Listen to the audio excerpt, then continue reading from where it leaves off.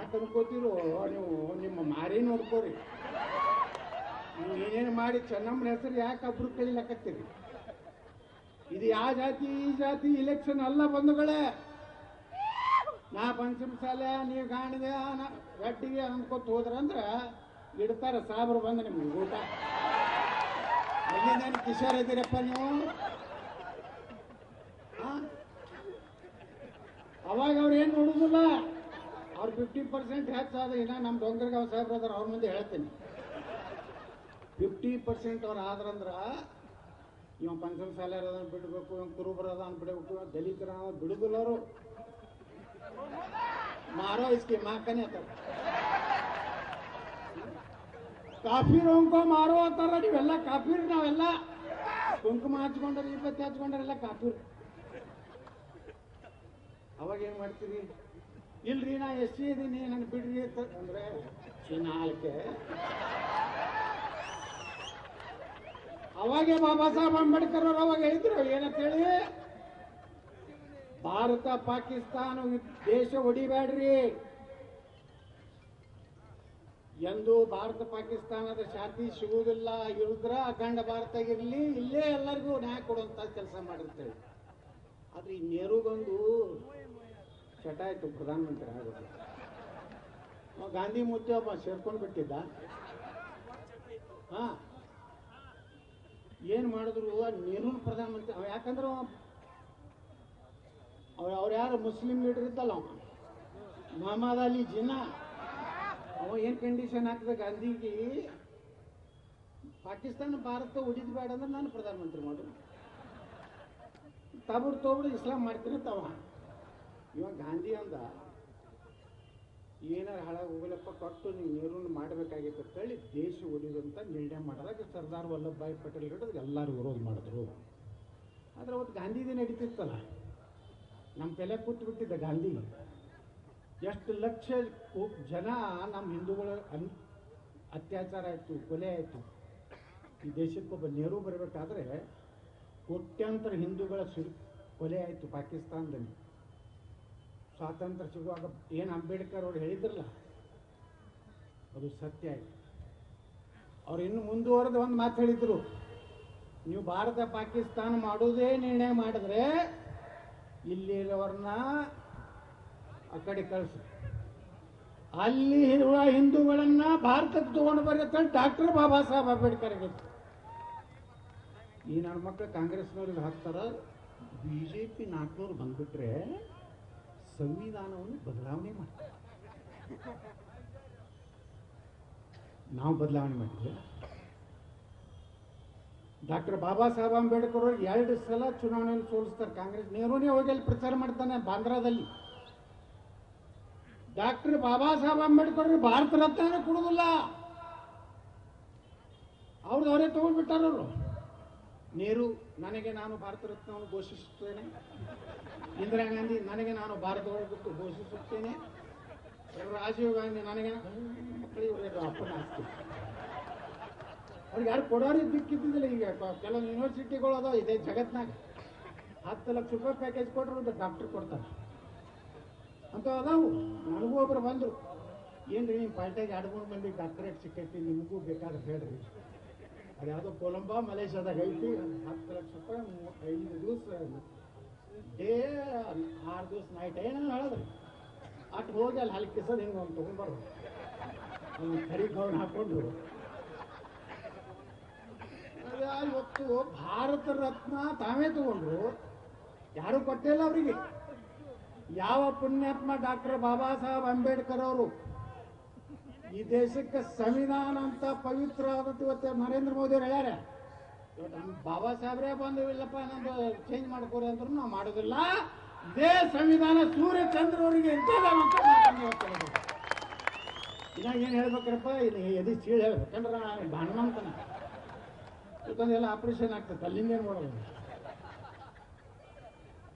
ಅಂಬೇಡ್ಕರ್ ಅವರಿಗೆ ಏನು ಹೇಳಿದ್ರಲ್ಲ ನಮ್ಮ ವೀರಣ್ಣವರು, ದಿಲ್ಲಿಯೊಳಗೆ ಅವ್ರದ್ದು ಏನಂತೀರಲ್ಲ ತಿರ್ಕೋತಾರಲ್ಲ, ತೀರ್ಕೊಂಡ ಮೇಲೆ ಅಲ್ಲಿ ಜಾಗ ಕೊಡೋದಿಲ್ಲ. ಅಂಬೇಡ್ಕರ್ ಅವ್ರ ಶರೀರ ಇಲ್ಲಿ ಜಾಗ ಇಲ್ಲ ಹೇಳ್ತಾರೆ. ಅದೇ ನೆಹರೂಗೆ 54 ಎಕರೆ, ಇಂದಿರಾ ಗಾಂಧಿಗೆ 39 ಎಕರೆ, ಈ ರಾಜೀವ್ ಗಾಂಧಿಗೆ 18 ಎಕರೆ ಜಾಗ. ಈ ದೇಶದ ದಲಿತರು ಹೆಣ್ಮಕ್ಳಿಗೆ ಸಾಮಾಜಿಕ ನ್ಯಾಯ ಕೊಟ್ಟಂಥ ಪುಣ್ಯಾತ್ಮ ಎಲ್ಲ ಕಷ್ಟಗಳ ಅಪಮಾನಗಳನ್ನು ಸಾವಿರಾರು ವರ್ಷಗಳಿಂದ ನಮ್ಮ ವ್ಯವಸ್ಥೆಯಲ್ಲಿ ಆದಂಥ ಬದಲಾವಣೆ ಮಾಡಿದಂಥ ಬಾಬಾ ಸಾಹೇಬ್ ಅಂಬೇಡ್ಕರ್ ಅವರಿಗೆ ದಿಲ್ಲಿಯಲ್ಲಿ ಭೂಮಿ ಕೊಡೋದಿಲ್ಲ.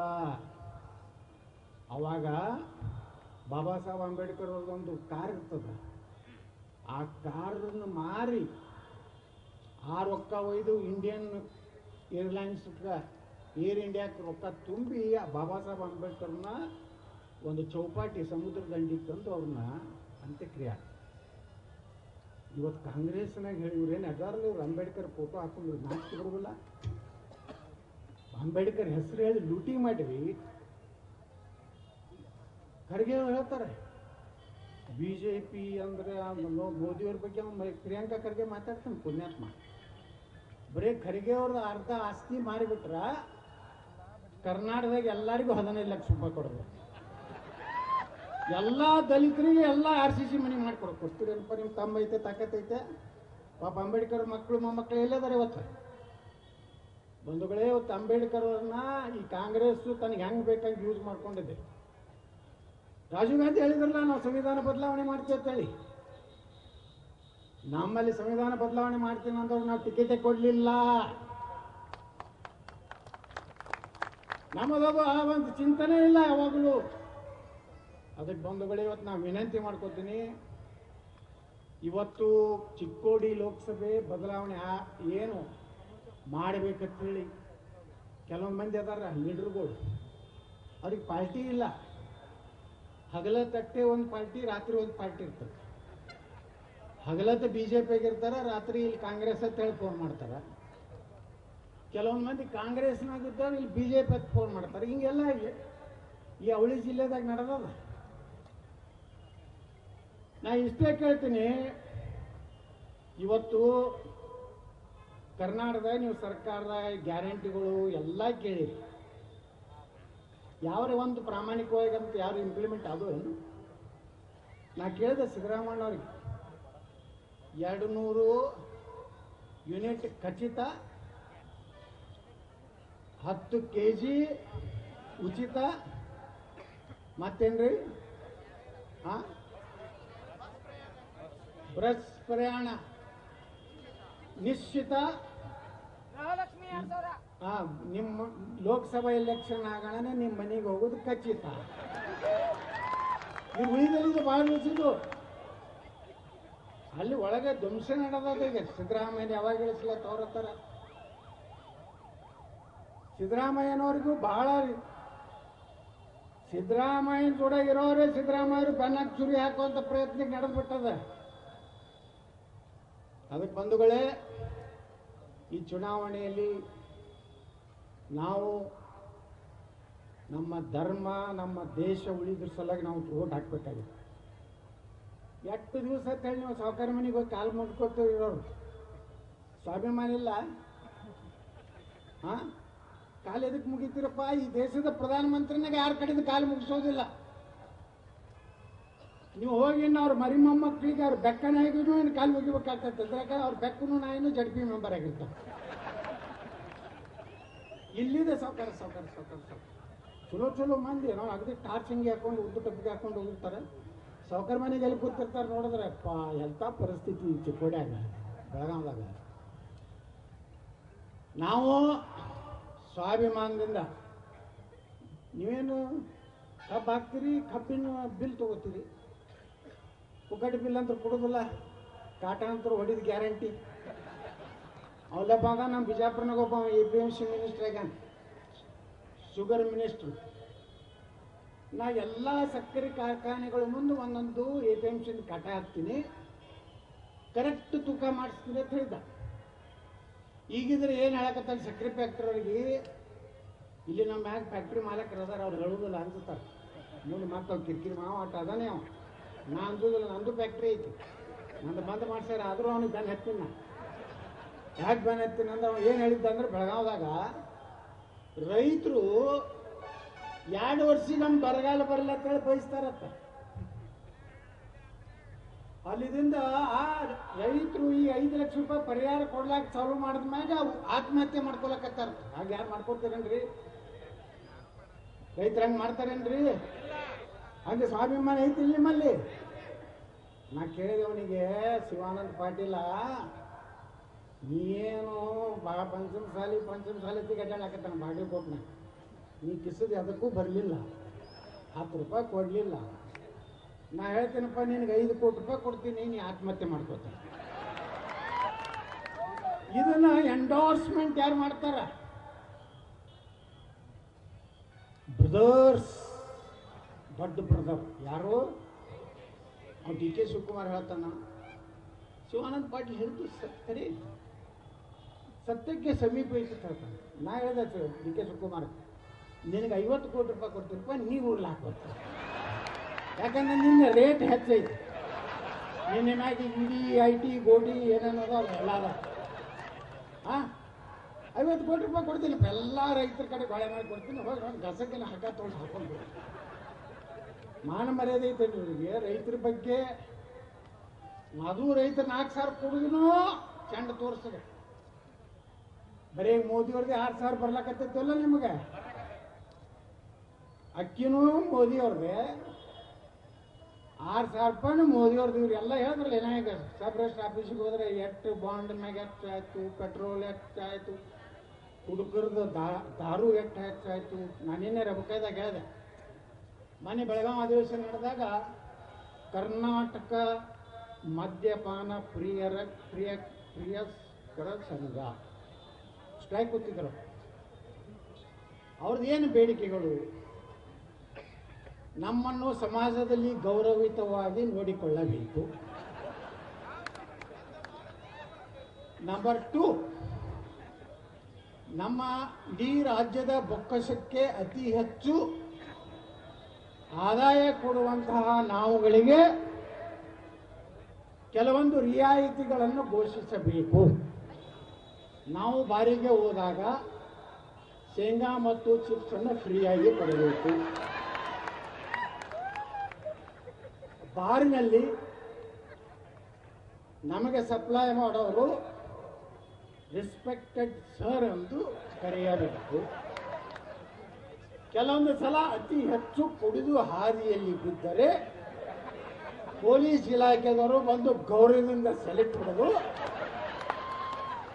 ನಮ್ಮ ಮನೆಗೆ ಬಿಡಬೇಕು. ನೀವು ತೊಳ್ಕೋಬೇಕ. ಕರೆ ಐತೆ ಅವ್ರದ್ದು. ನಾವು ಟ್ಯಾಕ್ಸ್ ಕೊಡೋರು ನಾವು. ಮಕ್ಕಳ ಒಯ್ದು ನೀವು ಹೆಣ್ಮಕ್ಳಿಗೆ 2,000 ಕೊಡ್ತೀರಿ, ಫ್ರೀ ಬಸ್ ಕೊಡ್ತೀರಿ. ಆ ಫ್ರೀ ಬಸ್ನ ಎಲ್ಲಿದ್ದೀರಿ? ಸ್ವಲ್ಪ ನಾನು ಬೆಳಗಾವಿ ಹೊಂಟೀನಿ. ಯಾಕೆ? ಸ್ವಲ್ಪ ಕುಂದ ತರೋದೈತ್ರಿ. ಬೆಳಗಾವಿ ಮುಗಿಸಿ ಹಂಗೆ ಧಾರವಾಡಕ್ಕೆ ಹೋಗಿ ಸ್ವಲ್ಪ ಮಿಶ್ರಪೇಟೆ ತರೋದೈತ್ರಿ. ಸ್ವಲ್ಪ ದಾವಣಗೆರೆ ದಾಸಿ ಚಲೋ ಮಾಡ್ತಾರೆ. ಎಲ್ಲ ತಿಂದು ಗಂಡನ ನಿಂತು ಹೊಡಿಬೇಕಾ ಇಲ್ಲಿ? ಈ ಗಂಡಂದ್ರೆ ಏನ್ರಿ? ನಮ್ಮ ಮನೆಯಾಗ ಹೆಣ್ಮಕ್ಳು ಎಲ್ಲ ಹೊರಗೆ ಹೋಗ್ಯಾರ. ಒಂದು ಮನೀನು ಮುರಿ ಕೆಲಸ, ಅದು 200 ಯೂನಿಟ್ ಕೊಡ್ತೀನಿ ಅಂತಿದ್ರು. ಯಾರ್ಯಾರಿಗೆ? ಕಾಕಾ ಸಾಹೇಬನಿಗೂ, ಮಹಾದೇವಪ್ಪಗೂ, ನಿನಗೂ ಫ್ರೀ, ನನಗೂ ಫ್ರೀ, ಅವನಿಗೂ ಫ್ರೀ. ಅಲ್ಲಿ ಹೇಳಿದ್ರೆ ಸಿದ್ದರಾಮಯ್ಯನವ್ರು ಇಲ್ಲಿ ವಿಧಾನಸಭೆದಾಗ, ನುಡಿದಂತೆ ನಡೆದಿದ್ದೇವೆ, ಮುಂದೆನೂ ನುಡಿದಂತೆ ನಡೆಯುತ್ತೇವೆ. ನಾ ಎದ್ದು ಕೇಳಿದೆ, ಎಲ್ಲಿ ನಡೆದಿರಿ ಸಿದ್ದರಾಮಣ್ಣ? ಎಲ್ಲಿ 10 kg ಅಕ್ಕಿ ಎಲ್ಲಿ ಕೊಡ್ತೀನಿ? ಪುಣ್ಯಾತ್ಮ 32 ರೂಪಾಯಿ ಕೊಡ್ಲಾಕತ್ತೀನಿ. ಅದನ್ನು ಗಂಡಂದೇರು ಹೊಡೆದು ಕರ್ಸ್ಕೊಂಡೋಗಿ ದಾರು ಕುಡಿಲಾಕತ್ತ. ಅಕ್ಕಿಯರೇ ಬಂದು ಮುಟ್ಟೋದು ಮೋದಿಯವರು. ಯತ್ನಾಳ್ರೆ ನೀವು ಮುಖ್ಯಮಂತ್ರಿ ಆಗ್ಬೇಕಲ್ವಾ? ನಾ ಹೇಳಿದೆ, ನಾನೇನು ಮಾಡೋದಲ್ಲಪ್ಪ, ನೀವು ತಿಳಿ ಕೆಡಿಸೋವಾಗ ನಿನ್ನ ಫ್ರೀ ಯೋಜನಾ ಬಗ್ಗೆ ಹೇಳ್ತದೆ. ಏನೂ ಇಲ್ಲ, ಎಲ್ಲ ನಿಮ್ಮದು ನಿಮಗೆ ಹಾಕಿ, ನಿಮ್ಮದೇ ಮಕ್ಕಳ ಟೊಪ್ಪಿಗೆ ಹಾಕಿ ಮೋಸ ಆಗಿದ್ದು ನೀವೆಲ್ಲ. ನಾರ್ತ್ ಫಸ್ಟ್, ಉತ್ತರ ಕರ್ನಾಟಕದ ಆವಾಜ್.